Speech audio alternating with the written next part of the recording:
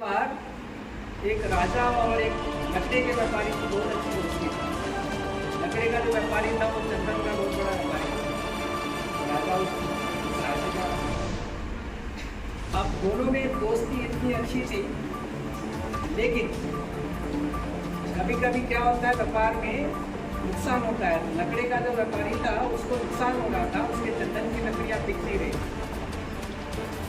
तो उसके मन में विचार आता है कि ये जो देश का राजा है, अगर ये मर जाता तो मेरी चंदन की लकड़ियाँ काम में आती, जलाने के लिए ना, सबको जलाने के लिए ये काम में आ जाती।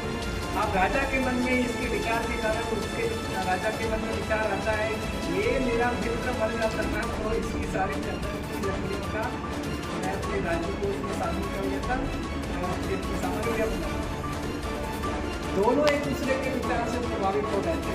अब ये दोनों है ना, तो दोनों को मन में खराब लग रहा था कि अरे ये कैसा विचार आ रहा है। अब दोनों एक दूसरों अपने मन से व्यथित होकर दोनों एक दूसरे के पास पहुँचे। अब दोनों एक दूसरे के सामने खड़े होकर के कौन पहले बोले बताना तो दोनों को है। तो उसमें से पहले लकड़हारा बोलता है, ये लकड़ी का व्यापारी बोलता है कि राजा मुझे क्षमा कीजिए, मैं आपके लिए ऐसा विचार कर रहा था। राजा भी आश्चर्य हो जाता है, भी तो इसके लिए ऐसा विचार कर रहा था। तो विचारों का भी आदान प्रदान होता है कि दोनों ने मिलकर के एक अच्छा मंदिर सब का निर्माण कराया उन्हीं चंदन की लकड़ियों से।